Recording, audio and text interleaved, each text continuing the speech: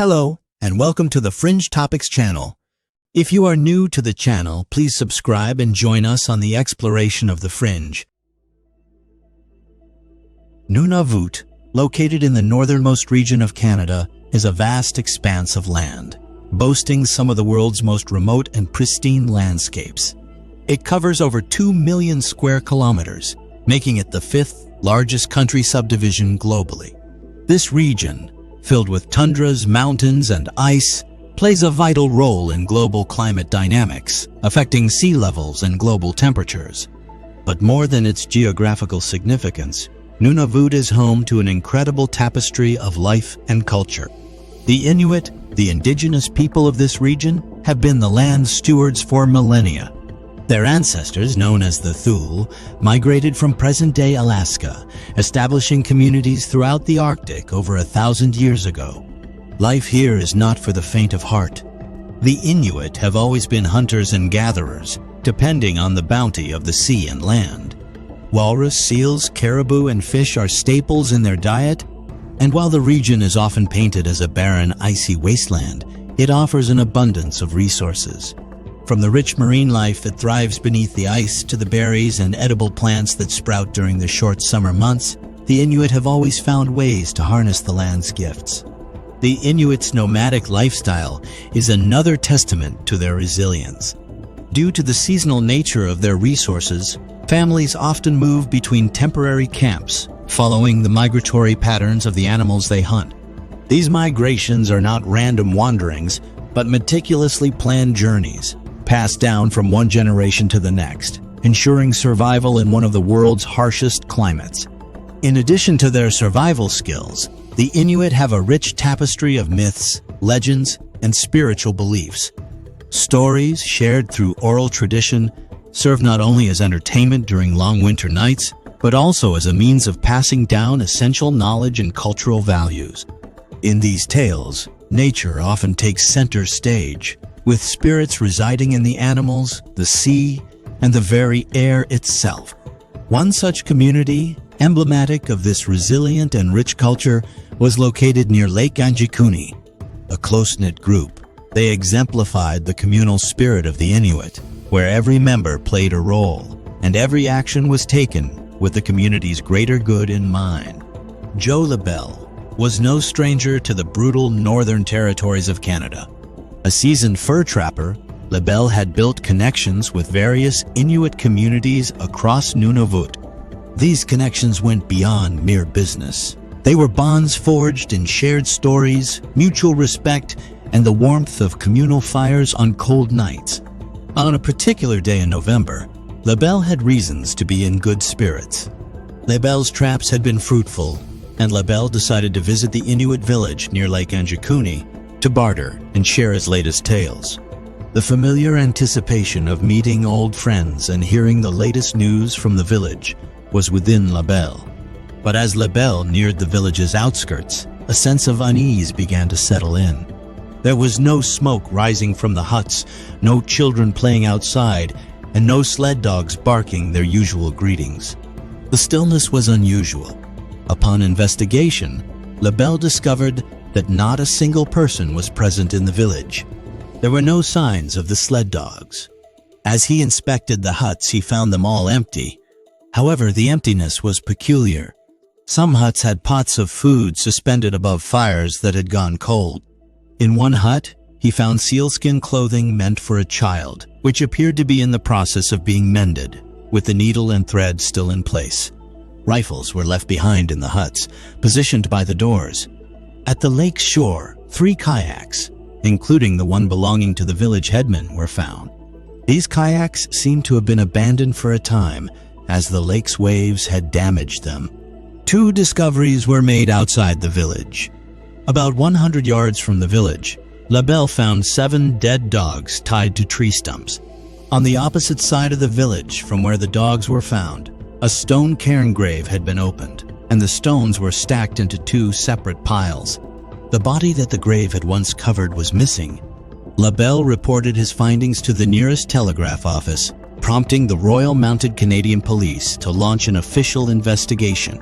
The RCMP's investigation included testimony from a trapper named Armand Laurent and his two sons. They claimed to have seen a large cylindrical object that transformed into a bullet shape before heading toward Anjikuni Lake. At the village, the RCMP found kayaks on the beach, meals over extinct cooking fires, and the frozen bodies of the village's dogs. Every grave in the burial ground had been disturbed. The RCMP concluded that the Inuit people had been missing for about 8 weeks prior to Lebel's discovery. However, the reason for the settlement's abandonment remained unexplained. In Nunavut, word spread of the deserted Anjikuni village, and explanations began to emerge. Some were logical, while others were mystical, reflecting our need to understand the unknown. The weather of Nunavut was a point of speculation. Could a snowstorm have caught the villagers off guard, forcing them to seek shelter elsewhere? But meteorological data from that time showed no anomalies, making this theory questionable. Exploring the Inuits' culture, legends arose. The tale of the Qualupiluit stood out, spirits believed to live beneath the ice, waiting to pull people into their grip. Could the villagers have angered these spirits? With accounts from nearby communities of seeing unfamiliar lights in the sky, speculation grew. Could beings have visited Lake Angikuni, taking the villagers away? Considering the Arctic's magnetic anomalies, another theory emerged. Maybe a magnetic disturbance disoriented the villagers, leading them into the wilderness. Over time, fantastical theories developed. Some believe the villagers experienced a dimensional shift, transported to another reality, leaving their belongings. I've shared a tale that's been recounted many times. Now let's discern what's fact and what's fiction. The story I told is mainly based on a 1959 book by Frank Edwards titled Stranger Than Science. Many have used Edwards' version as a starting point for their own narratives, but the original account comes from a 1930 newspaper article by Emmett E. Kelleher. This article even had photos of the village and of Joe Lebel. In Kelleher's account, Joe Lebel arrived at the village using his canoe. He left it nearby and approached the village, shouting hellos, but no response came. Instead, 2 thin dogs approached him, appearing hungry and sad. He also found 7 other dogs that had died. The village had 6 tents. Joe checked each. Inside the first tent, he felt uneasy. It appeared that no one had been there for months. He feared finding someone dead. However, all he found were everyday items: clothes, leftover food, boots, and an old rusty firearm. It seemed the villagers had left hastily, planning to return soon. Every tent he checked was similar, and the 2 dogs kept following him. Joe speculated that the village had been vacant for about a year, and around 25 individuals had vanished. He remembered old tales about a malevolent spirit named Tornark, and pondered if there was a connection. Near the lake, he found a grave that appeared tampered with. Joe didn't linger. He caught fish for the dogs and departed before darkness. As he traveled, he inquired with other Inuit groups about the vanished village. Most believed the spirit Tornark played a part. In Inuit mythology, Tornark is the master of whales and seals and most powerful supernatural being. The authorities attempted to solve the mystery, but had little success. In a different village, far from Lake Angikuni, a young boy appeared who didn't seem to belong to any recognized group. His origin was unknown. There was also an Inuit individual named Saumek receiving treatment for frostbite. Authorities believed he might provide insights, so they enlisted a translator. But Saumek remained reserved. Even when offered a drink to coax information, he declined. Kelleher's article concluded that authorities were still investigating. This is the earliest record of the Lake Angikuni mystery. The Royal Canadian Mounted Police did investigate the Anjikuni village tale after hearing reports of the disappearance. Their investigation concluded no evidence of a mass disappearance and that the alleged village at Lake Angikuni did not exist as stories describe. The RCMP attributed the tales to legends rather than actual events. However, the investigations did acknowledge that Joe Lebel was a real person and worked in northern Manitoba. Yet, beneath official statements, murmurs of a cover-up started. Why did RCMP accounts differ from tales by locals who claimed first-hand knowledge of the deserted village? This discrepancy fueled suspicion. The speed with which the RCMP dismissed the incident raised doubts.